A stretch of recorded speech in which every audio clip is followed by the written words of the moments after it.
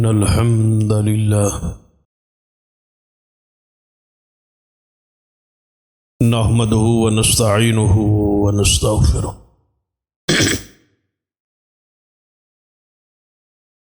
ونعوذ بالله من شرور أنفسنا ومن سيئات أعمالنا من يهد الله فلا مضل له ومن يضلل فلا هادي له أشهد أن لا إله إلا الله وحده لا شريك له وأشهد أن محمدا عبده ورسوله أما بعد فإن خير الحديث كتاب الله وخير الهدي هدي محمد صلى الله عليه وآله وسلم وشر الأمور محدثاتها وكل محدثة بدعة وكل بدعة ضلالة أما بعد أعوذ بالله السميع العليم من الشيطان الرجيم من همزه ونفخه ونفثه بسم الله الرحمن الرحيم والسماء ذات البروج واليوم الموعود وشاهد ومشهود قتل أصحاب الأخدود النار ذات الوقود إذ هم عليها قعود وهم على ما يفعلون بالمؤمنين شهود وما نقموا منهم إلا أن يؤمنوا بالله العزيز الحميد رب اشرح لي صدري ويسر لي أمري واحلل عقدة من لساني يفقه قولي رب زدني علما سبحان ربك رب العزة عما يصفون وسلام على المرسلين والحمد لله رب العالمين. حضرات،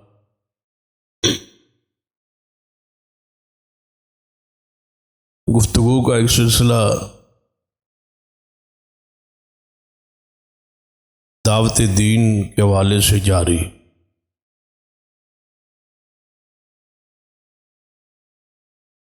نبی رحمت صلی اللہ علیہ وسلم دی سیرت کا اہم ترین پہلو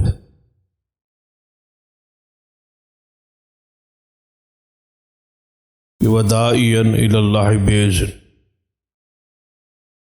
کہ اللہ کی طرف بلانے والے. ومن احسن قولا ممن دعا الی اللہ بلغوا عنی ولو آیہ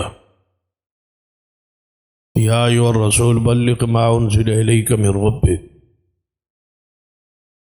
یہ سارے دلائل کہ نبی رحمت صلی اللہ علیہ وسلم آپ کی دعوت اندر تسلسل ہے، رات ہو یا دن، سفر ہو یا حاضر، گھر میں ہو یا باہر ہو، خوشی کا موقع ہو یا غمی کا، ہر معاملے میں، ہر موقع پہ نبی اکرم صلی اللہ علیہ وسلم کی ایک ہی حرص اور ایک ہی چاہت ہے، لوگوں کو جہنم سے بچایا جائے، اور اس کے لیے موقع بنانا اور مہیا کر، یہ بھی آپ کی سیرت کا ایک پہلو کہ نبی صلی اللہ علیہ وسلم کی یہ خواہش ہوتی تھی کہ کوئی ایسا موقع بنے جس پہ لوگوں کو دعوت دی، یا اللہ کے امر سے کوئی موقع بن جاتا تو نبی علیہ الصلوۃ والسلام اس موقع کو غنیمت سے اور صحابہ کرام کو دعوت، تذکیر، وعظ، نصیحت کا سلسلہ جاری رہتا. اس حوالے سے آپ نے ترغیب کے لیے بہت سارے واقعات بیان فرمائے جو قرآن پاک اندر بھی موجود اور احادیث اندر۔ قرآن پاک چونکہ انتہائی جامع کتاب ہے، جس واقعے کی طرف کوئی اشارہ کر دے اس کی وضاحت، اس کی تفسیر محمد مصطفیٰ صلی اللہ علیہ وسلم خود بیان فرمات۔ یہاں پر آج خطبہ مسنونہ میں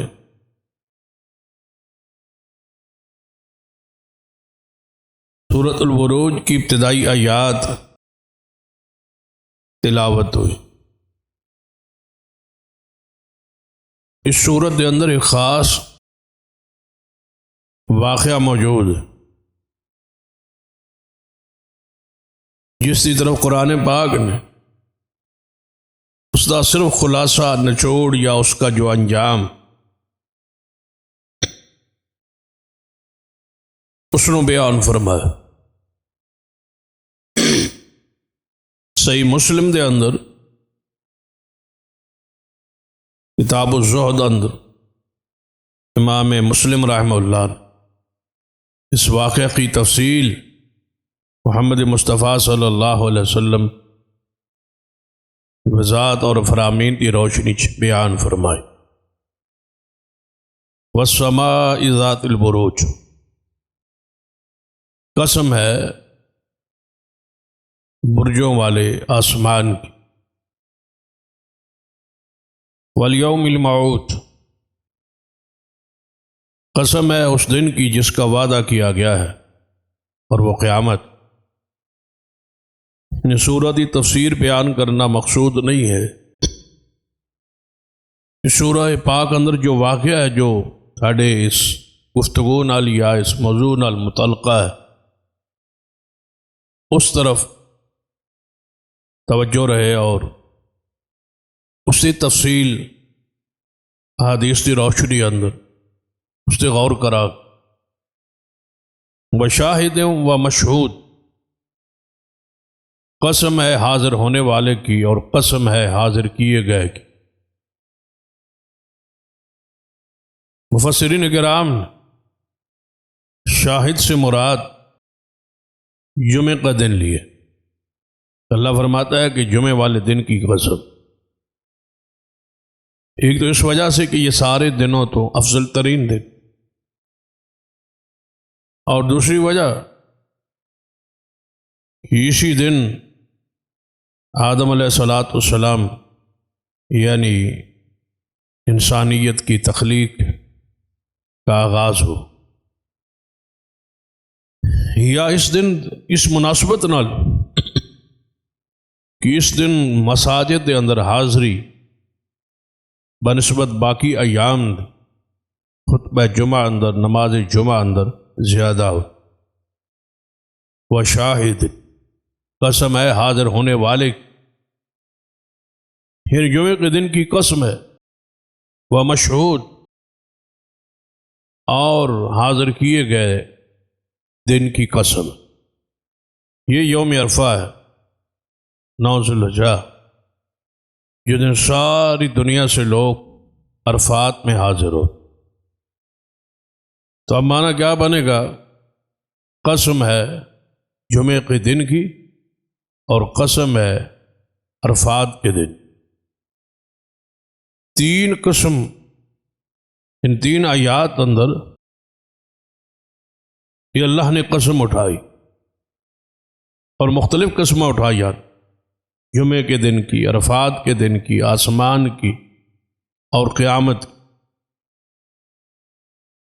اور لازم امر ہے کہ جس بات پر اللہ کئی قسمیں اٹھا کے واقعے نو شروع کرے تو اندازہ کیجیے اس واقعے کی اہمیت کتنی ہوئی اور کس قدر وہ اہم ترین واقعہ ہوئے۔ قتل اصحاب الحدود، قتل کیے گئے شہید کیے گئے خندقوں والے، کھائیوں والے۔ اصحاب الاخدود کا واقعہ، کھائی اور خندق والوں کا واقعہ اللہ نے بیان کرنا ہے۔ اس وجہ پر قسم اٹھ، یہ کہاں علاقہ ہے؟ تو تقریباً مفسرین کے ہاں یہ ہے، اس دور میں رسول اللہ کے زمانے میں یہ یمن کا حصہ تھا، اور آج یہ جگہ سعودی عرب کا حصہ ہے۔ سعودی عرب کا نجران کا جو علاقہ ہے، وہاں یہ اصحاب الاخدود کے نشانات، کھنڈرات، ان کے آثار آج بھی وہاں موجود۔ النار ذات الوقود،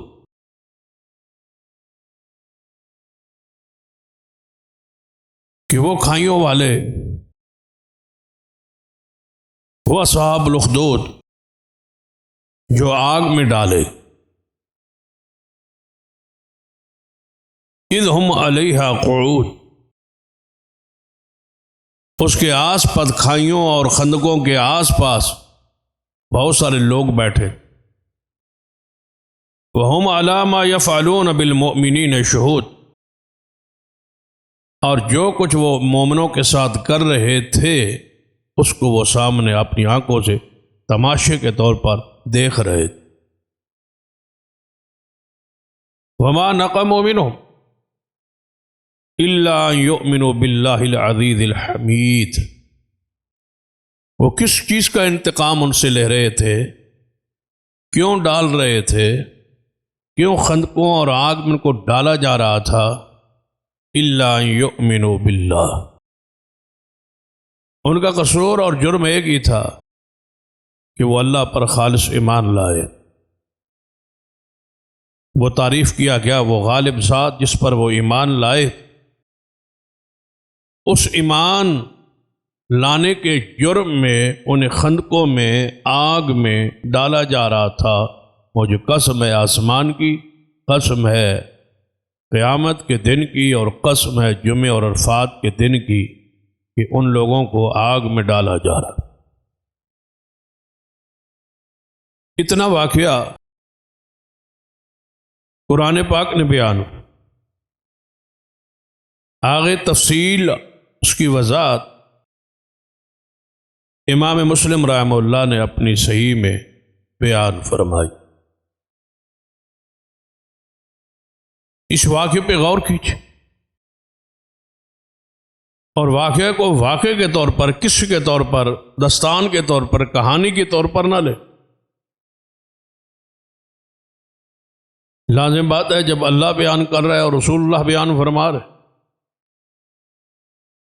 تو جتنا اہم واقعہ اور جتنی اس کی تمہید باندھی ہے اللہ، اس واقعے کے جو ثمرات ہیں، جو نتائج ہیں، جو فوائد ہیں، جو اخذ کردہ احکام و مسائل ہے، اس پہ آپ کی نظر ہو۔ واقعہ کے طور پر بیان ہو سکتا ہے، اس سے ایمانی لذت نصیب ہو سکتی ہے، ایمان بڑھتا ہے، یہ کوئی شک۔ لیکن اہل ایمان کے لیے ایسے واقعات عبرت، درس اور سبق، جو مقصود ہے اس ਨੂੰ پورا ہونا چاہیے، کیونکہ ہمارا موضوع جو ہے وہ چل رہا ہے دعوت کے لیے، کہ ہر بندے پہ لازم ہے کہ جہاں جہاں موقع بنے یا بنائے دعوت، موقع بن جائے تب بھی دعوت، یا اس بندے دے دل چ کوشش ہوئے، تڑپ ہوئے، فلاں بندے کے ساتھ تعلق ہے، فلاں کے ساتھ آنا جانا ہے، اٹھنا بیٹھنا ہے، تو کوئی ایسا موقع بناؤں میں تاکہ اس کو دعوت۔ سارے اس واقعے کا خلاصہ اور نتیجہ ہی،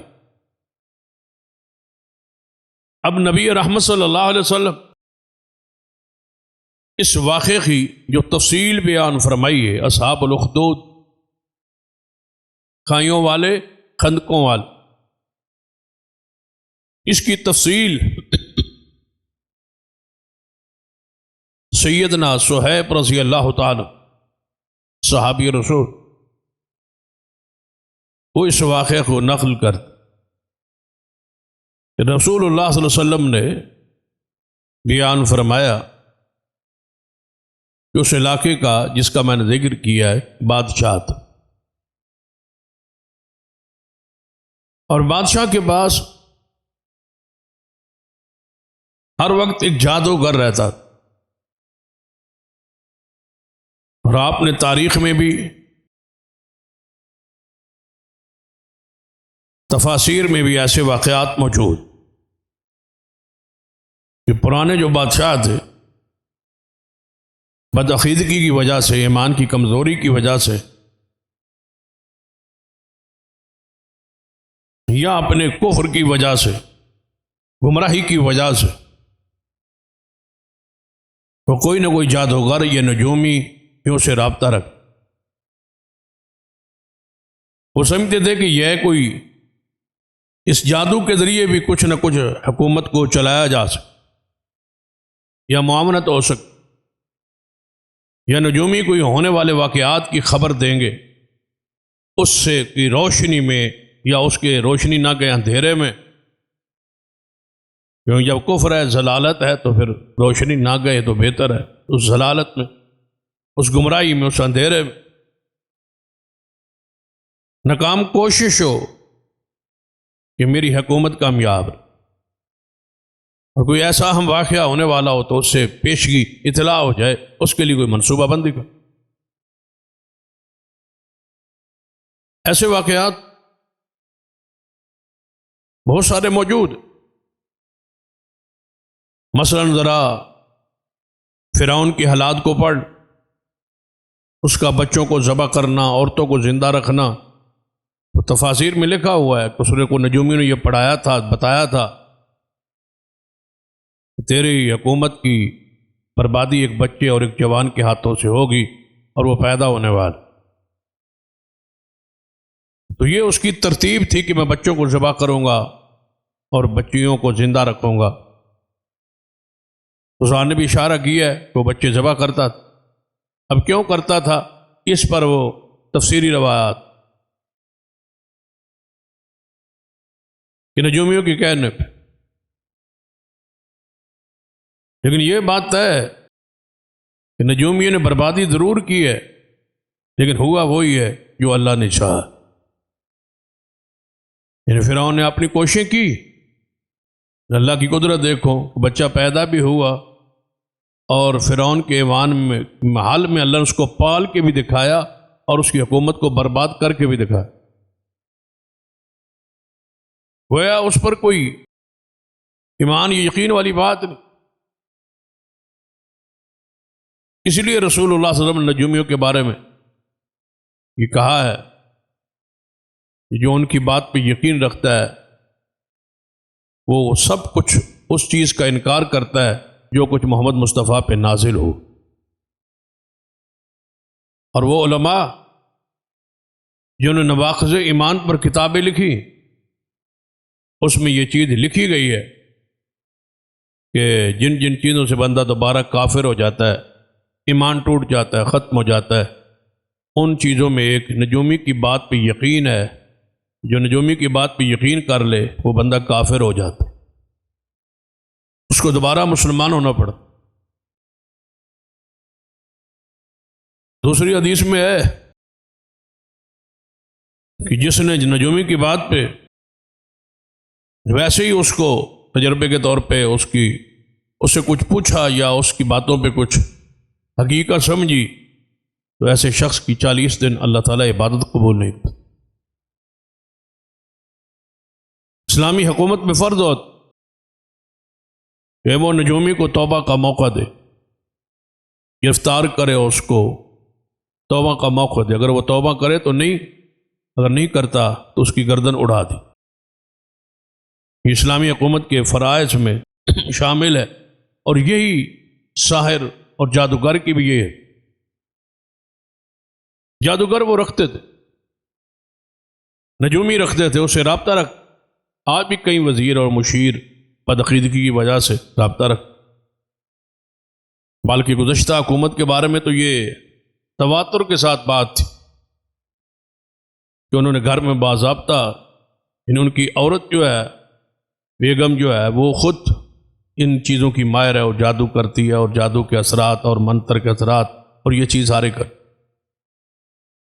غالباً یہ میڈیا پر ہے اور مشہور ہے، اور میڈیا پر کہ غالباً اسی بنیاد پر حکومت، عقیدہ یہی تھا، اور اسی وجہ سے یہ نکاح ہوئے، اور اسی وجہ سے یہ شادی ہوئی، اور اسی وجہ سے کہ جس سے کہ بدل وزیر اعظم حکومت چلتی رہے، اور پھر بعض دفعہ الٹ بھی پڑ جاتے ہیں۔ اب الٹی گنتی شروع ہوئی، لیکن اشارہ مقصود ہے کہ ایسے بادشاہ گزرے، ایسے واقعات تاریخ میں موجود ہے کہ نجومیوں سے وہ سہارا لے، جادوگروں سے سہارا لے۔ تو نبی علیہ الصلوۃ والسلام جب یہ بات کہہ دی تو اب تو شک ہی نہیں رہا نا، جب حضور نے فرما دیا، صحیح حدیث میں آ گیا، مسلم شریف میں آ گیا، تو بات ہی ختم ہو کہ جادو بادشاہ تھا اور اس کا رابطہ ایک جادوگر کے ساتھ تھا، اور اس جادو کی بنیاد پر وہ کئی معاملات اپنی حکومت کے کرتا، یا اس کا عقیدہ یہ تھا۔ جادوگر وہ بوڑھا ہو، اس نے بادشاہ سے کہا کہ اب میں بوڑھا ہوں، تو سارے میرے سارے ہی یہ سارا کچھ چلتا رہا ہے، اب میں بڑھاپے میں ہوں، ہو سکتا ہے کہ میں مر جاؤں، تو کوئی نہ کوئی میرے نائب ہونا چاہیے جس کو میں یہ علم، یہ منتر پڑھا دو، تاکہ آپ کا بعد میں بھی یہ سلسلہ جو ہے وہ چلتا رہے، آپ اس سے فائدہ حاصل کرتے رہے۔ بادشاہ کو پڑھا رہا ہے، اپنے اس علم کو، کفر کو آگے منتقل کرنا چاہتا۔ ضروری ہے کہ اپنا نائب جو میرے بعد اس کام کو سنبھالے، میں اس کو سمجھا دوں، پڑھا دوں۔ تو مجھے کوئی ایسا ذہین فتین، کوئی جوان، کوئی بچہ دے دے جس کو میں پڑھا دوں۔ اس نے، بادشاہ نے اس بات سے اتفاق کی، اس نے اپنے علم کے مطابق، اپنی سوچ کے مطابق، اپنے رابطے کے مطابق ایک بچے کو جس کو ذہین فتین سمجھا، اس کو مقرر کیا جادوگر کے پاس، یہ بچہ ہے، اس آپ اس کو پڑھا دیں، اس کو سمجھا دیں۔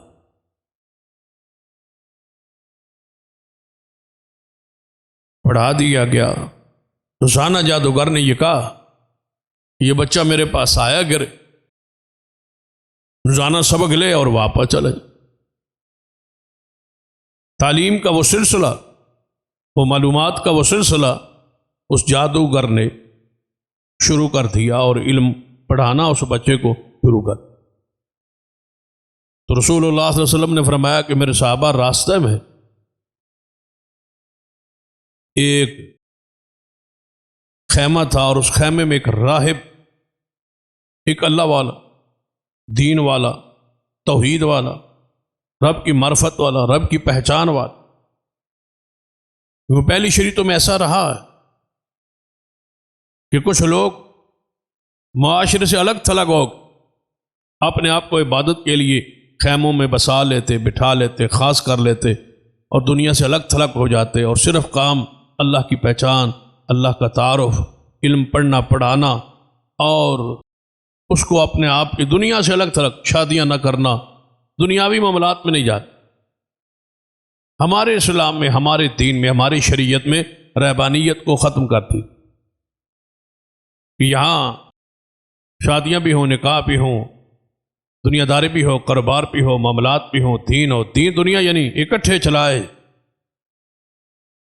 یہ ہمارا دین ہے، ہماری شریعت۔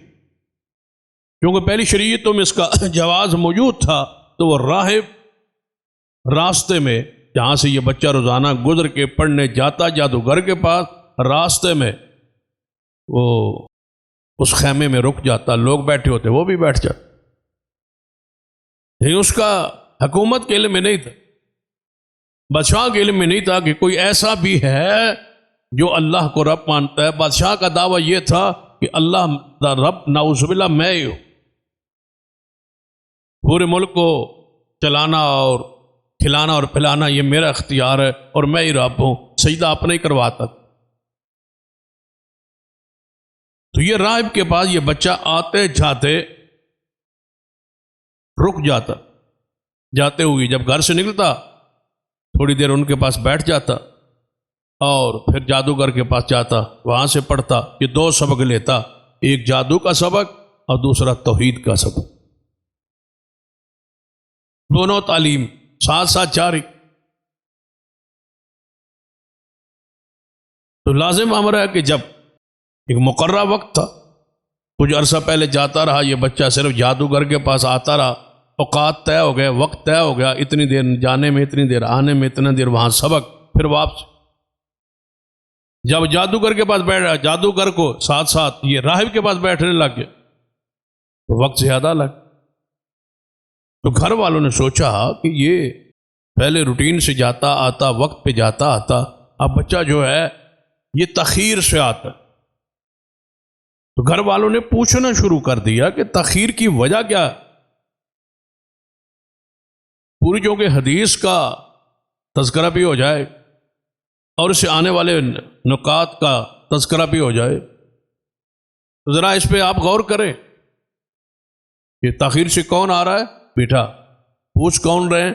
گھر والے۔ بس یہ نقطے پہ آپ غور کر، بیٹیوں سے تو بلا اولا پوچھیں گے نا آپ، بیٹے سے پوچھا جا رہا ہے کہ پڑھائی کے لیے چاہ رہے ہو لیکن تاخیر کیوں؟ روٹین کیوں بدلی؟ اوقات کیوں بدلے؟ وقت کیا ہے؟ مسئلہ کیا ہے؟ وجہ کیا ہے؟ بچے سے پوچھا جا رہا ہے۔ یہ محاسبہ ہم پہ فرض، اس محاسبے کے نہ ہونے کی وجہ سے ہمارے گھر اجڑے اور ہماری رشتے برباد، بچے برباد، اولادیں تباہ ہو۔ محاسبے کو شروع کرے، قرآن و سنت کی روشنی، ان واقعات پہ ذرا غور کریں اور وہ اپنے عملی زندگی میں لے۔ والدین نے محاسبہ شروع کیا کہ روزانہ تاخیر کی وجہ کیا ہے۔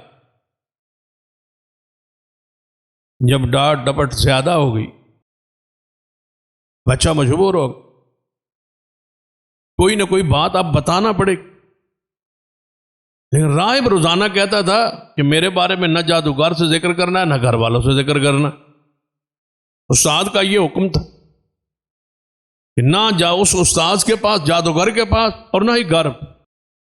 ہم تو یہاں راستے میں بیٹھے ہیں، توحید کے دائی ہے، توحید پھیلا رہے، کبھی توحید کو ایسے بھی پھیلانا پڑتا، چھپ کے چھپ۔ یہ ہمارا ایک درس تدریس کا، تبلیغ کا، واعظ کا سلسلہ جاری ہے، کہیں یہ رک نہ جائے۔ مخالفین حکومت ساری کی ساری صاحب اقتدار کافر اور مشرک ہیں، بدعقیدہ ہیں، تو یہ خالص توحید ہے اور یہ خالص دعوت کون برداشت کرے گا؟ ہمارا ذکر کہیں بھی نہیں کر۔ یہ بچہ امانت داری کا یہ مظاہرہ کرتا ہے، نہ ہی جادوگر کو بتاتا ہے نہ گھر میں۔ ایک دن گھر والوں نے شرار کیا تو اس نے اپنے راہب سے پوچھا کہ آپ لگتا ہے گھر کا معاملہ جو ہے نا وہ بگڑ رہا ہے۔ روزانہ والدین پوچھتے کہ لیٹ کیوں آتے ہو، تاخیر سے کیوں آتے؟ تو آپ کو مجھے ایسی معقول بات بتائیں کہ یہ سلسلہ تعلیم بھی چلتا رہے اور گھر والوں کو بھی اس کا احساس نہ ہو، روزانہ ڈانٹ ڈپٹ جو ہے اس سے بھی بچہ خراب ہوتا ہے، ذہنی طور پر شدی ہوتا ہے، اور کئی چیزیں، بیماریاں، تکلیفیں یا ذہنی کوفت ہوتی ہے، کم سے کم یہ تو خط۔ تو راہب نے کہا کہ آپ سے ادھر، اس نے کہا صرف گھر والے نہیں، ادھر استاد بھی پوچھتے کہ آپ لیٹ آتے ہو، ادھر یہ پوچھتے، راستے میں رکتا تو آپ کے پاس، جب آپ کے پاس رکتا ہوں تو جادوگر کے پاس لیٹ پہنچتا ہوں، وہ پوچھتا ہے، جب جادوگر وقت تاخیر سے پھر چھٹی دیتا ہے تو گھر سے لیٹ ہو جاتا تو پھر گھر والے پوچھتے۔ تو اس کا کوئی حل بتا۔ راہب نے کہا اس میں ایک بات ہی ہو سکتی کہ جب یہاں تاخیر ہو جائے، یہ نہیں کہا کہ چھوڑ دیں یہاں پڑھائی، توحید نہ سیکھ، علم نہ سیکھ، رہنے دیں اس کو، یہ نہیں، یہ فرض ہے، اور یہ ہے فرض عین۔ نماز سے، روزے، حج، زکوٰۃ سے زیادہ جو چیز آپ پر فرض ہے، نماز تب فرض ہے جب علم ہو۔ علم ہوگا تو نماز پڑھیں گے نا، علم کے بغیر تو نماز پڑھی نہیں جا سکتی۔ اس لیے امام بخاری رحمۃ اللہ علیہ نے جو ہے وہ کتاب علم جو ہے اس کو مقدم کیا کہ پہلے علم ہے پھر ایمان ہے۔ علم، ایمان وہی ہے جو علم کے ساتھ، دلائل کے ساتھ، کتاب و سنت کے دلائل کی روشنی میں ہو۔ پہلے علم ہوگا، ایمان ہوگا، ایمان ہوگا تو نماز ہو۔ یہ ساری چیزیں اسی ترتیب کے ساتھ۔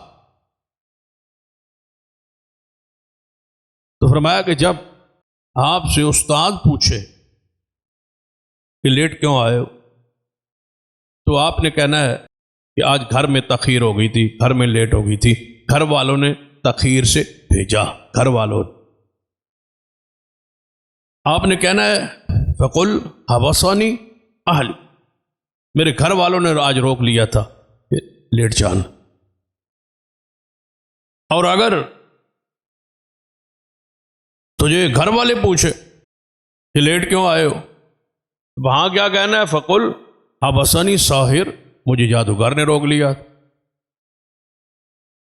وہ جادوگر کا آپ نے نام لینا، میرا ذکر نہیں کرنا۔ جادوگر کے پاس کہنا ہے گھر والوں نے، اہل نے، حبسانی اہلی، مجھے روکا میرے اہل۔ اب اس حدیث کے ان الفاظ پہ ذرا رک کے جو بات سمجھنے سمجھانے والی ہے اس پہ غور۔ کیا مواحد کو جھوٹ سکھایا جا رہا؟ سکھانے والا راہب ہے، توحید والا ہے، دنیا سے الگ تھلگ ہے دین کے لیے، کیا یہ بچے کو جھوٹ سکھلا رہا ہے؟ بچہ کیا روزانہ آ کے جھوٹ بولے؟ اس پر مفسرین نے جو کچھ بیان کیا ہے اس کو آپ 1-2 منٹ میں آپ سمجھ لیں۔ آپ نے جا کے کہنا ہے اس قول اور اس تعلیم کے ساتھ جو کچھ قاضی ایاز رحمہ اللہ اور امام قرطبی رحمہ اللہ نے لکھا ہے، انہوں نے تو صاف یہ لکھا ہے کہ بہانہ بنانا اور تعلیم کے لیے اور علم کے لیے اور دین کے علم کے لیے اور توحید کے لیے اور سنت کے لیے، عقیدے کے علم کے لیے اگر گھر والے بدعقیدہ ہوں یا نہ پڑھنے دیں تو اس کے لیے ایسی بات کہنا جھوٹ کے زمرے میں نہیں، اگرچہ بولا جھوٹ جا رہا ہے لیکن اس کا گناہ نہیں ہو، اس جھوٹ کا گناہ نہیں ہو۔ یہ امام قرطبی رحمہ اللہ نے، قاضی ایاز رحمہ اللہ نے یہ صاف بات۔ اس کے علاوہ بھی کئی احادیث میں ہے کہ میاں بیوی کے درمیان صلح کے لیے یا 2 بھائی لڑے ہوں تو آپس میں صلح کے لیے جھوٹ بولنے کی اجازت ہے نا، حدیث میں موجود ہے کہ وہ ہوگا تو جھوٹ ہی، لیکن اس کا گناہ نہیں ہوگا، مواخذہ نہیں ہوگا، کیونکہ نیت جو ہے وہ صلح کی، کیونکہ نیت اس کی صحیح ہے، علم کے لیے، تو لہذا اس کا جواز بیان۔ باقی ائمہ کرام نے فرمایا کہ نہیں، اس سے توریہ ثابت ہو کہ کہنے والا کہہ جو رہا ہے وہ سچ کہہ رہا ہے، نیت اس کی سچ کی ہے، جو کہہ رہا ہے صحیح کہہ رہا ہے، الفاظ جو ایسے کہہ رہا ہے جس سے اگلا سمجھنے والا کچھ اور سمجھ رہا ہے اور کہنے والا کچھ اور کہہ رہا ہے، اس کو توریہ کا۔ وہ بھی طلباء اور علماء کے علم میں ہے، لیکن جو بات میں یہاں بالکل آسان کر کے سمجھانا چاہتا ہوں، حسین فرماتا ہے کہ بچے نے سچ کہا، نہ جھوٹ بولا ہے اور نہ جھوٹ سکھایا ہے۔ کیوں؟ کہتے ہیں کہ جب گھر والے اس سے پوچھتے کہ آپ کو کیوں لیٹ آئے ہیں، کیوں تاخیر ہوئی، تو وہ سچ کہتا تھا، حبسانی ساحر، کہ مجھے کس نے روکا ہے؟ جادوگر۔ وہ لیٹ کہاں ہوتا تھا؟ لیٹ کہاں ہوتا تھا وہ؟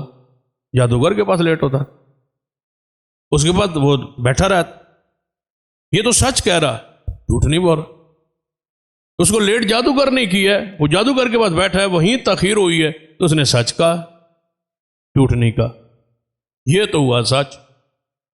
اب دوسرے قول کی طرف چل. حبسنی اہلی، میرے گھر والوں نے، میرے اہل نے مجھے روکا ہے. یہ اس نے کہا جادوگر کے پاس. روکا کس نے تھا؟ راہب نے. بولا اس نے کیا کہ مجھے گھر والوں نے روک. فرماتے ہیں پھر یہ تو جھوٹ ہوگا نا، چلو دوسرا نہ صحیح تو یہ جھوٹ ہو. فرماتے ہیں یہ بھی جھوٹ. کیوں؟ فرماتے ہیں اس لیے کہ جو ایمان والے ہوتے ہیں وہ آپس میں ایک دوسرے کے اہل ہوتے ہیں، رشتہ دار وہاں اہل نہیں ہوتے. اس کی مثال ذرا قرآن پاک کی طرف چل. جب نوح علیہ السلام نے اپنے بیٹے کافر کے لیے دعا کی تھی کہ یا اللہ یہ میرے اہل ہے، یہ میرے اہل ہے، میرا بیٹا ہے، اس کو بچا لے، اور تیرا وعدہ ہے کہ تیری اہل کو کچھ نہیں کہوں گا اور بچ جائیں گے. تو آواز کیا آئی تھی قرآن سے؟ اِنَّهُ لَيْسَ مِنْ أَهْلِكَ إِنَّهُ عَمَلٌ غَيْرُ صَالِحٍ، کہ وہ آپ کی اہل میں نہیں ہے اس لیے کہ وہ اس کے اعمال ٹھیک نہیں، عقیدہ ٹھیک نہیں، ایمان ٹھیک نہیں، وہ تیری اہل سے ہی نہیں، باوجود خون، باوجود اس کے کہ وہ بیٹا ہے اہل سے خارج. ان سارا قرآن پڑھی، قرآن پاک میں بار بار آل فرعون کا آگے، فرعون کی آل کو ہم نے غرق کیا، فرعون کی آل کو غرق کیا. فرعون کا تو بیٹا تھا ہی نہیں، اس کا بیٹا تو نہیں تھا. کس کو پالا ہوا تھا؟ موسیٰ علیہ السلام، بیٹا تو تھا ہی. تو اس کے ماننے والوں کو کیا کہا گیا؟ آل فرعون. تو اس کا مطلب ہے جو ماننے والے ہوتے ہیں ایک مذہب پر ہوتے ہیں، چاہے وہ کفر پر ہوں چاہے وہ اسلام پر ہوں، وہ ایک آل ہوتے. تو حبسنی اہلی، میرے گھر والوں نے روکا، اس کا معنی یہ بھی ہے کہ میرے اپنے ہم مذہب، میرے ہم عقیدہ، میرے اہل، میرے مسلک والے، میرے منہج والے، میرے استاد، مجھے سمجھانے والے، انہوں نے مجھے روکا. تو بچے نے سچ کہا اور پڑھانے والے نے سچ کہا، جھوٹ نہیں بول. یہ بچہ، یہ سلسلہ چلتا رہا. اب ذرا اس سے آگے، ایک دن یہ راستے میں جا رہا ہے تو راستے پہ شور ہے اور لوگ رکے ہوئے، کچھ لوگ اس طرف ہیں کچھ اس طرف ہے. درمیان میں ایک جانور، موذی جانور، درندہ کھڑا ہے. وہ کون سی چیز ہے؟ بس حدیث میں تو دعویٰ ہے کہ وہ جانور ہے. اب کون سا جانور ہے؟ اس پر مفسرین ہے کہ وہ سانپ بھی ہو سکتا ہے، وہ شیر بھی ہو سکتا ہے. تو وہاں رکا ہوا ہے اور دونوں طرف لوگ ڈر کے رکے ہوئے ہیں، کھڑے ہوئے ہیں. درمیان میں وہ اژدہا ہے یا درمیان میں وہ شیر ہے. لوگ ڈر کے نہ ادھر آ رہے ہیں نہ ادھر جا رہے. اب نئی رکاوٹ بن رہی، اب تو زیادہ دیر رکنا پڑنا ہے. اب تو شیر کی وجہ سے لوگ رکے ہوئے ہیں، تو یہ بچہ وہاں سے کیسے گزر؟ اب یا جادوگر سختی کرے گا بھائی اتنی تاخیر سے آئے ہو، یا گھر والے سختی کریں گے کہ تاخیر سے آئے ہو. تو یہ بچہ جب وہاں پہنچا، اس نے وہ صورتحال دیکھی تو کہتا ہے آج آزما نہ لے، آج دیکھ نہ لے. کہ روزانہ راہب کہتا ہے کہ میرا اللہ آسمان والا زمین والا، میرا اللہ وہ ہے، وہ اس کا علم پڑھاتا ہے، اس کی پہچان کراتا ہے، اور جادوگر جادو پڑھاتا ہے. دونوں میں سے کون ٹھیک ہے، کون حق پر ہے، آج آزما نہ لے. اس آزمائش پہ بھی اگر آپ اپنے عقیدے کو، اپنے مسلک کو، اپنے منہج کو پیش کریں گے تو اللہ آپ کو کبھی رسوا نہیں کرے. بس توحید آپ کی صحیح ہو، ایمان آپ کا صحیح ہو، اور اس ایمان کی بنیاد پر، اس اخلاص کی بنیاد پر اللہ سے دعا کریں گے تو اللہ آپ کی قسم کو، آپ کی بات کو پورا کرے. شرط یہ ہے کہ ایمان صحیح ہو اور نیت درست ہو. یہ جوان کیا کہتے؟ اے اللہ، آج فیصلے کا دن ہے، آج حق اور سچ کے درمیان فرق کرنے کا دن ہے. اے اللہ اگر تیرے ہاں راہب کا دین، اس کی تعلیم، اس کی تدریس، اس کی دعوت، اس کا مسلک، اس کا منہج جو وہ مجھے پڑھا رہا ہے، اگر وہ تیرے ہاں حق ہے تو آج یہ فیصلہ کر دے، اور اس موذی چیز کو میں پتھر مار رہا ہوں، کنکری مار رہا ہوں، اس کو مار کے یہاں سے ختم کر دے، تاکہ مجھے واضح ہو جائے کہ تیرے ہاں دونوں میں سے دین کس کا سچا ہے۔ اب دیکھیں اگر شیر ہو تو اس کا کنکری کے ساتھ مرنا، وارسل علیہم طیرا ابابیل، اللہ ابابیلوں سے ہاتھیوں کو مروانے پر قادر ہے۔ دعا کریں آج بھی اسرائیل اور فلسطین کی یہی صورتحال ہے کہ اللہ تعالیٰ اسرائیل کو ایسے ہی برباد کر، ایسے ہی اس کو مٹا دے جیسے اللہ نے ان کے نام و نشانوں کو مٹایا اور اپنی قدرت کے مناظر دکھائے۔ جس نے ایک کنکری اٹھائی اور پھینک، کنکری جا لگی اس جانور کو، اس درندے کو، اور وہ گر کے مر گئے، راستہ کھل گیا۔ جب یہ راستہ کھلا تو یہ ساری صورتحال آگے اس نے راہب کو بتایا، استاد جی آج معاملہ یہ پیش آیا، اور بڑا قدرت کا کرشمہ کہ میری کنکری اٹھانے سے ایک بہت بڑا اژدہا یا ایک بہت بڑا شیر اور جانور جو ہے وہ مر گیا اور راستہ کھل گیا۔ آپ بتائیں اگر ایسا واقعہ پیش آیا اور لوگ دونوں طرف اکٹھے ہوں، اس بچے کی عزت، احترام، اکرام، شہرت کتنی ہو؟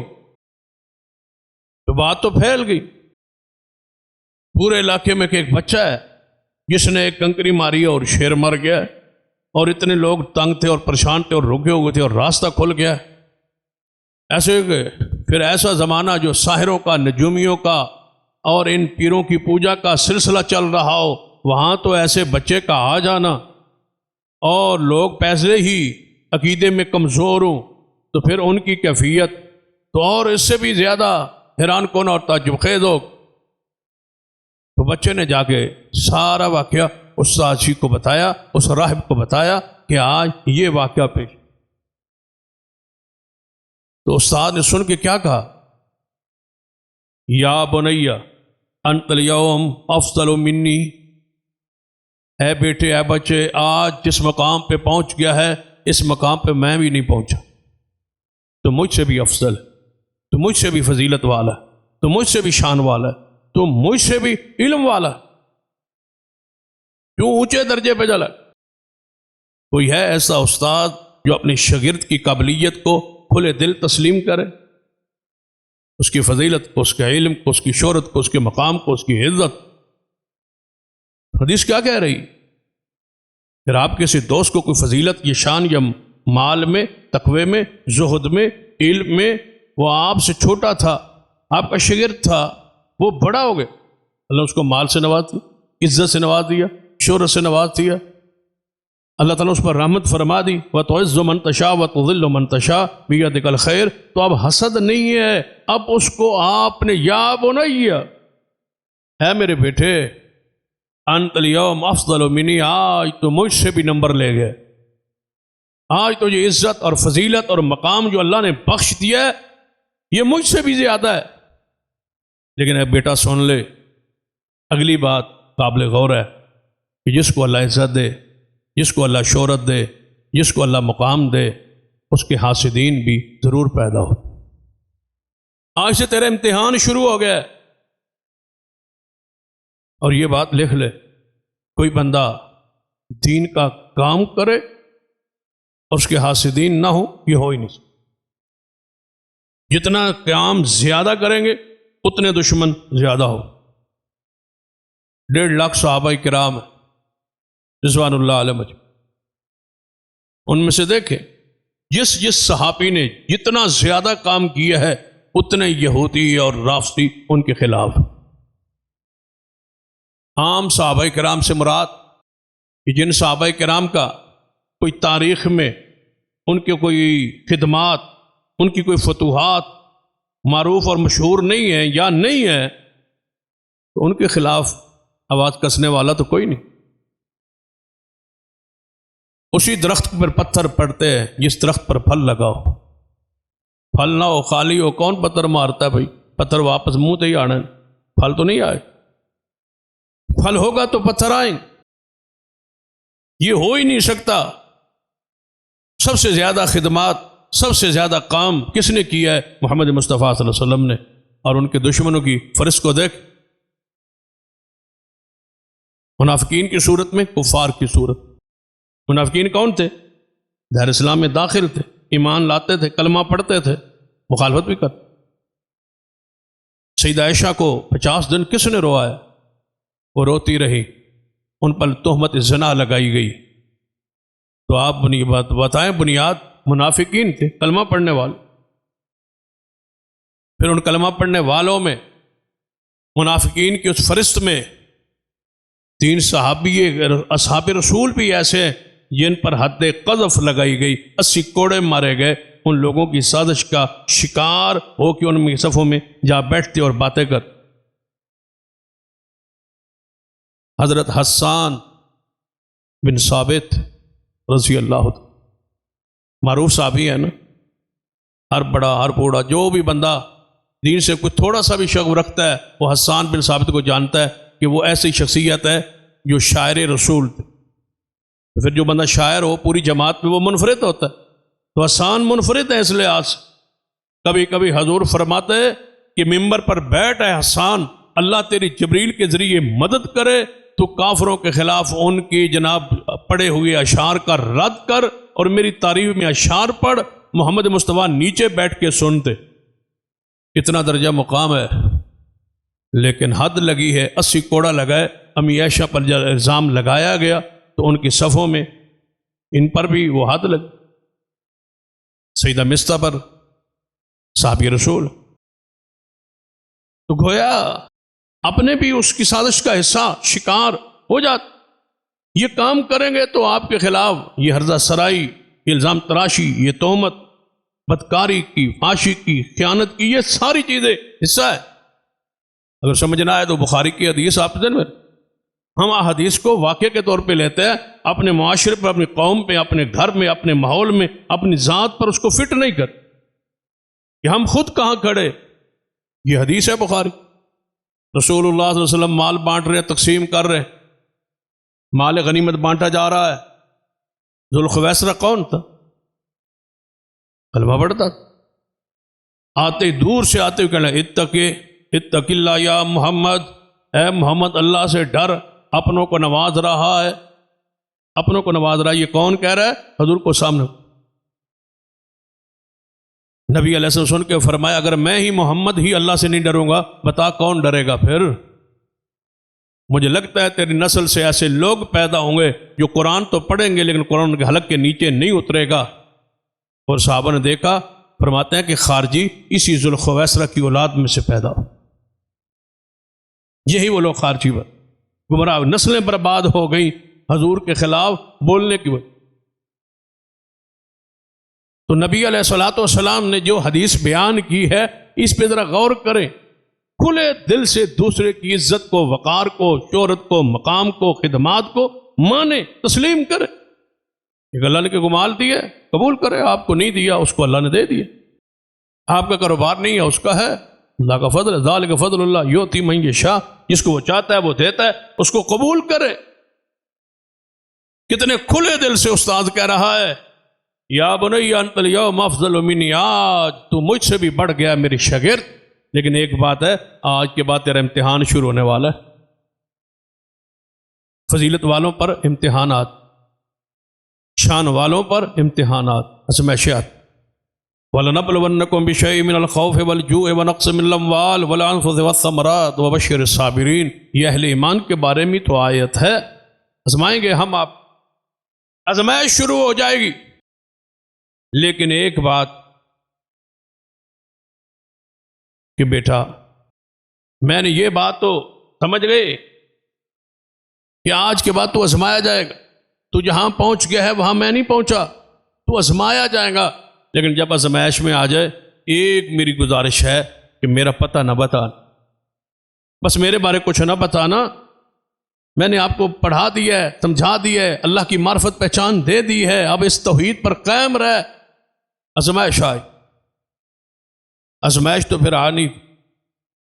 جب وہ واقعہ پیش آیا، شہرت پھیلی پورے قوم میں، محلے میں، معاشرے میں، ایوانوں میں بھی بات پہنچ گئی۔ ایک جوان ہے، اس نے یہ واقعہ، یہ کرتب، یہ معاملہ، یہ اس سے ہاتھ سے ہوا ہے۔ تو بادشاہ کا ایک وزیر تھا، آنکھیں کمزور تھیں، آنکھیں بینائی ختم ہو گئی تھی۔ لازم بات ہے جب بندہ وزیر ہو، اتنے بڑے عہدے پر ہو، آنکھیں نہ رہیں تو پھر اس سیٹ پر، عہدے پر کون رکھتا ہے؟ بادشاہ کا بڑا قریبی تھا، اندھا ہو گیا۔ اس کو کہا گیا کہ ایک جوان ہے، وہ سنا ہے کوئی دم کرتا ہے، کوئی دعا دیتا ہے، اگر مادر ذات اندھا بھی ہو تب بھی ٹھیک ہو جاتا ہے، کوڑ ہو تو تب بھی ٹھیک ہو جاتا ہے، بڑی بڑی بیماریاں جو ہیں وہ دم کرتا ہے، دعا کرتا ہے، ٹھیک کر دیتا ہے۔ آپ بھی اس کے بعد وزیر نے ہدیے لیے، تحفے لیے، بس جوان کے پاس، بھائی میں بھی پہنچ۔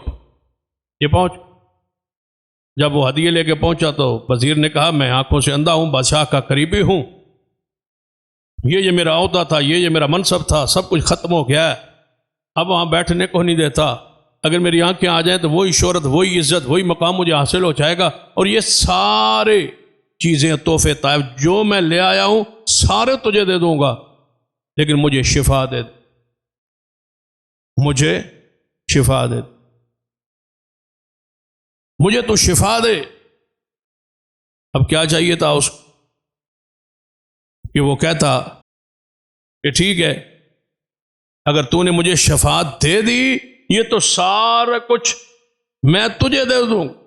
آگے جواب سنیے، فقال انی لا اشفی احدا انما یشفی اللہ۔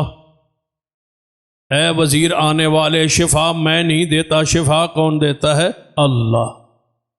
یہ ایمان، یہ عقیدہ، یہ پڑا ہوا ہے۔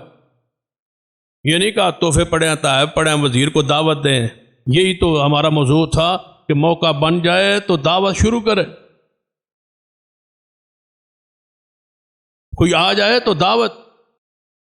یہ نہیں کہا بس ٹھیک ہے، آ گیا، پھنس گیا، دم کرائے گا، وزیر مرید بن جائے گا، وزارت مل جائے گی، مشاورت مل جائے گی، پیسے ملتے رہیں گے، حکومت تک رسائی ہو جائے گی، اس کی جیب کو جناب ہمیشہ لوٹتے رہیں گے۔ دم کو دنیا کے لیے، دم کو مال کے لیے، دم کو اقتدار کے لیے، دم کو عہدے کے لیے، دم کو لالچ کے لیے، دم کو دنیا کے لیے استعمال کر، لیکن موقع بن گیا ہے، حلقہ مریدین بننے جا رہا ہے، مرید ہے، وزیر سامنے بیٹھا ہے، مرید بننے آ رہا ہے، تحفے تحائف لے کے آ رہا ہے، نیت کیا ہے کہ تعلق بن جائے گا، نیت سن لے۔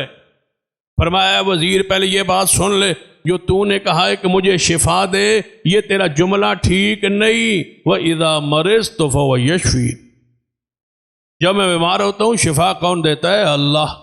تو یہ آج ایسے استانے والے لوگ سجدہ کر رہے ہیں، کہتے ہیں جی ہم نہیں کہہ رہے، لوگ خود سجدہ کر رہے ہیں، چڑھاوے لا رہے ہیں، نظریں لا رہے ہیں، نیازیں وصول کر رہے ہیں، دم کی آڑ میں کاروبار ہے، دم کی آڑ میں مال ہے، دم کی آڑ میں پیسہ ہے، لیکن دعوت کا موقع سوال ہی پیدا نہیں ہوتا۔ دعوت اللہ کا فضل اور رحمت ہوتی ہے، ہمارے پاس کوئی ایسا بندہ، اول تو ہم کوشش کرتے ہیں کہ چیزوں سے بچے رہے، لیکن پھر بھی کوئی دم کے لیے آ جائے تو کوشش یہ ہوتی ہے، اس کو کہتے ہیں بھائی جمعہ یہاں پڑھنا، 1 پڑھ، 2 پڑھ، 3 پڑھ، اگلے جمعے پھر دم ہوگا، اگلے جمعے پھر دم ہوگا، 4-5 جمعوں کے بعد اللہ کی رحمت سے اس کے عقیدے پر دم ضرور ہو جائے۔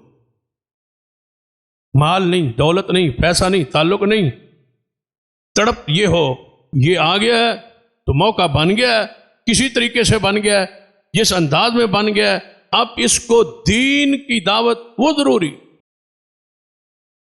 دعوت کے بغیر نہ جائے کہ اس کو دعوت نہ دی جا سکے۔ دعوت سے مراد روٹی نہیں ہے، دعوت سے مراد کھانا نہیں ہے، پھر وہ دعوت سمجھ، یہ دعوت وہ ہے، وَمَنْ أَحْسَنُ قَوْلًا مِّمَّنْ دَعَا إِلَى اللَّهِ وَدَاعِيًا إِلَى اللَّهِ بِإِذْنِهِ وَسِرَاجًا مُنِيرًا، یہ وہ دعوت۔ فرمایا شفا اللہ دیتا ہے، میں نہیں دیتا، پہلے تو ایمان ٹھیک کر، پہلے عقیدہ ٹھیک کر، پھر اپنا جملہ واپس لے، شفا میں نہیں دیتا، شفا کون؟ شفا اللہ۔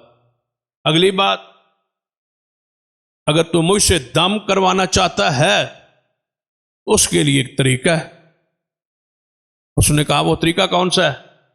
فَإِنْ أَنْتَ آمَنْتَ بِاللَّهِ، تو ایمان لے آ کس پر؟ اللہ پر، کہ وہ حاجت روا ہے، وہ مشکل کشا ہے، میرے سمیت اللہ کے علاوہ کوئی شفا دینے پر قادر نہیں ہے، یہ مان، اللہ پر ایمان لے آ۔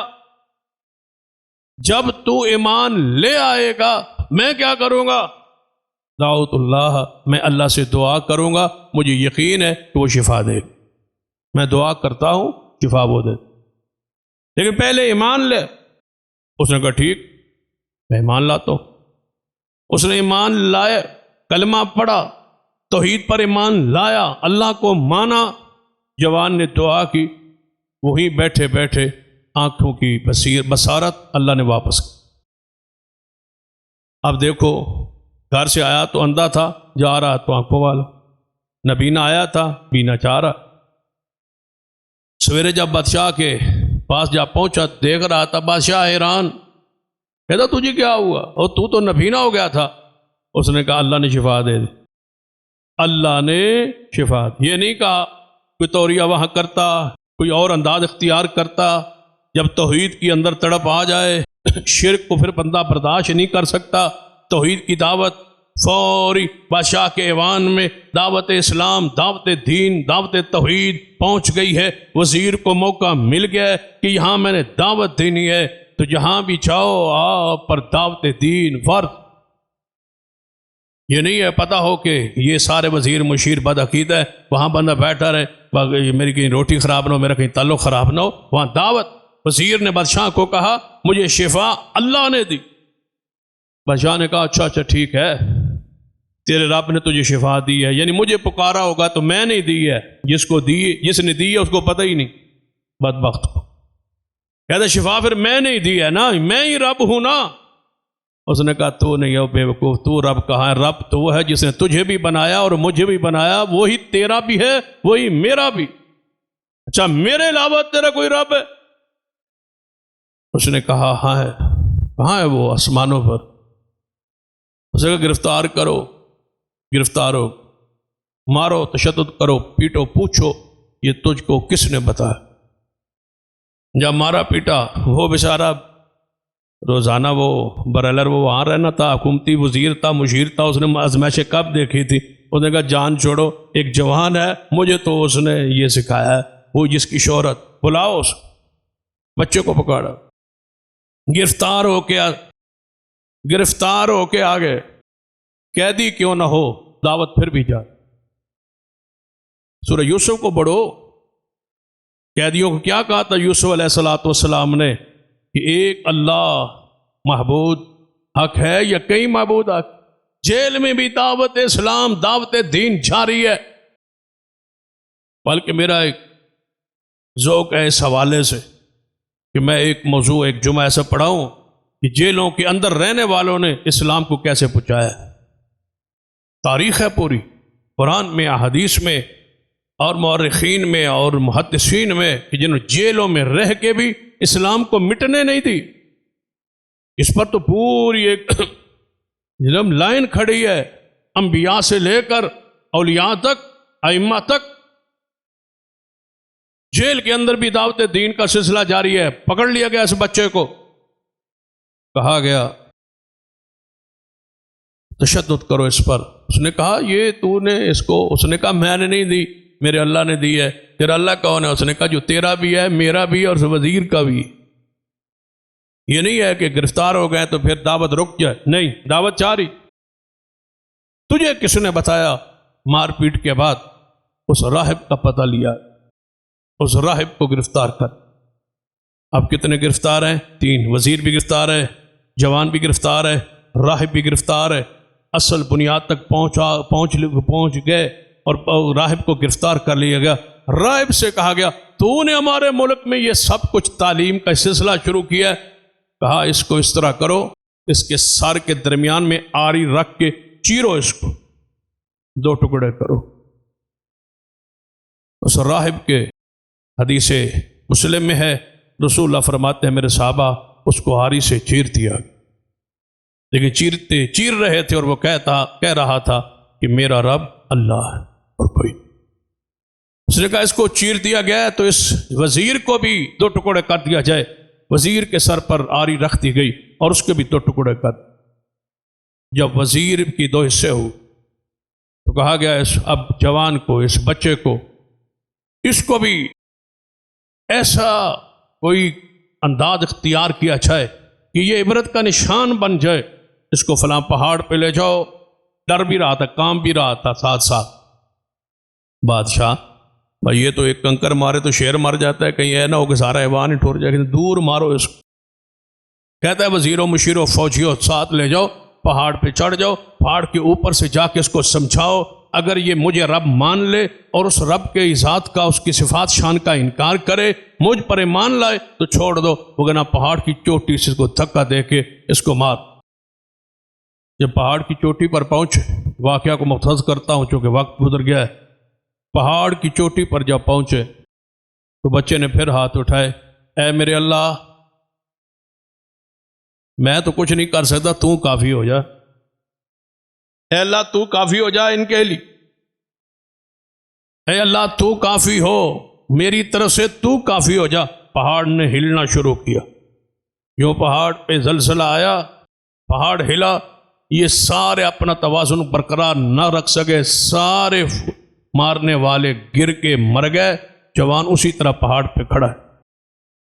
اللہ ایسے بچاتا ہے، جس کو وہ رکھے کون چھے، آسمان سے گر نہ جائے، بندہ نہیں مرتا جب تک رب نہ مار۔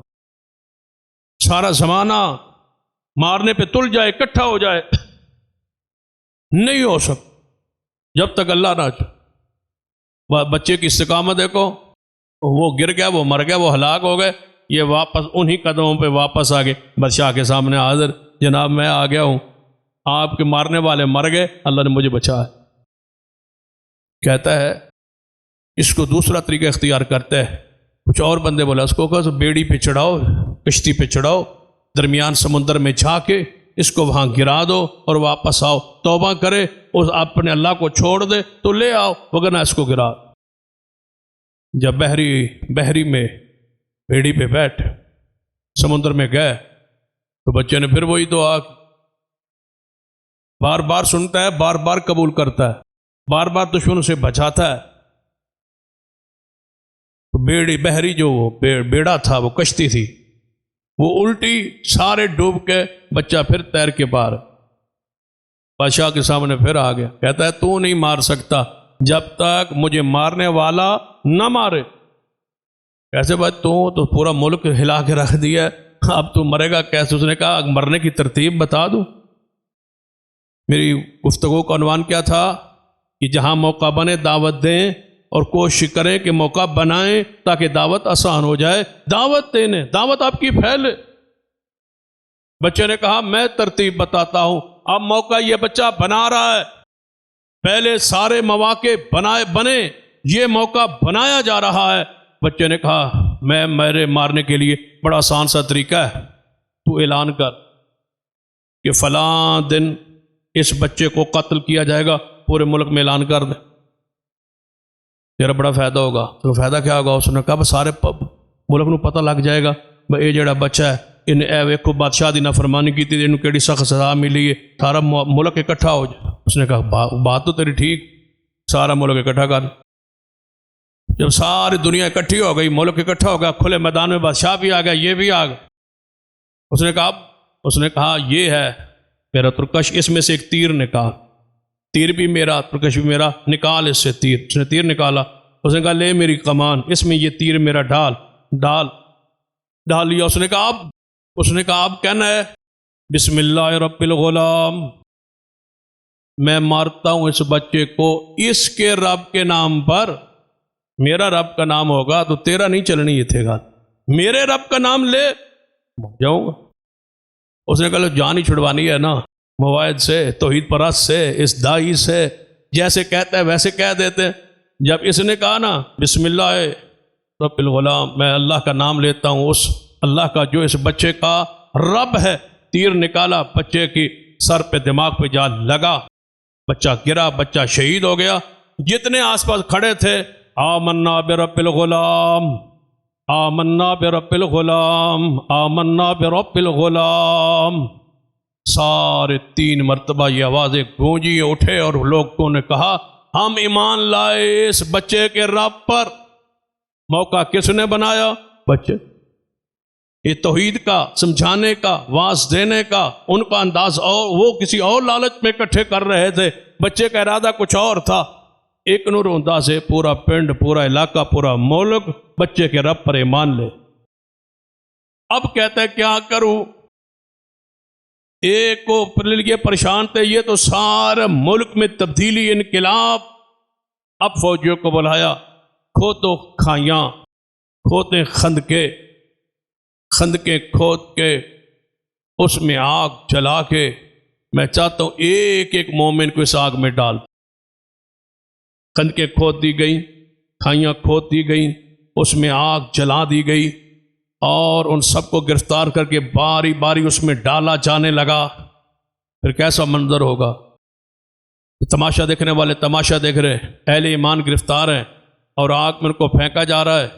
سب کو جب پھینک دیا کیا، آخر میں ایک عورت ہے جو ایمان لائی ہے، چھوٹا سا اس کا دودھ پیتا بچہ ہے، اس نے اس کو اپنے سینے سے لگایا ہوا ہے، کہتا ہے اس عورت کو آپ گرفتار کرو اور اس کو ڈالو آگ میں۔ جب آگ کی طرف جانے لگی، قریب تھا کہ وہ عورت پیچھے ہٹ جاتی، اپنے مذہب کو، ایمان کو، اسلام کو چھوڑ جاتی، ٹولنے لگی، بچہ ہے میرے ہاتھ، بچہ مجھ سے چھینیں گے اور مجھے آگ میں ڈالیں گے، بچے کو چھوڑ کے آگ میں جانا پڑے گا۔ اللہ نے اسے دودھ پیتے سینے سے لگے ہوئے بچے کو بولنے کی قوت دی۔ ذرا اس راستے پہ چل کے تو دیکھو، دعوت کا راستہ تو بڑا ظاہری تو پہ کٹھن ہے، لیکن لذت بڑی ہے، سکون بڑا ہے، اطمینان بڑا ہے۔ سکون سے اٹھتا ہے بندہ، سکون سے سوتا ہے، لوگوں کو دعوت دے کے دین کا پیغام دے۔ بچہ کیا کہتا ہے؟ یا اماں، ہے میری ماں، اصبری، صبر کر، فإنک علی الحق، چھلانگ لگا جا، یہ جہنم، یہ آگ نہیں ہے، تجھے آگ نظر آ رہی ہے، اس میں جا کے تو دیکھ، یہ تو گلزار ہے اور جنت کا باغ ہے، جا اس میں صبر کر، تو حق پر ہے۔ ماں نے بچے سمیت چھلانگ لگا لی۔ پھر سارے وہ درجہ، وہ مقام، قرآن نے کیا کہا؟ فرمایا وہ سارے بیٹھے تھے تماشے کے لیے، وَمَا نَقَمُوا مِنْهُمْ إِلَّا أَن يُؤْمِنُوا بِاللَّهِ، وہ آگ میں ڈال رہے تھے، کس بنیاد پر؟ کس پر ایمان لائے تھے؟ اللہ پر۔ دعوت دین کو جاری رکھیے، عزت وقار اور ایمان، استقامت اور جنت اسی راستے میں ہے۔ اللہ مجھے اور آپ کو توفیق عطا فرمائے۔ اقول قولی ھذا واستغفر اللہ لی ولکم ولسائر المسلمین، وآخر دعوایا الحمد للہ رب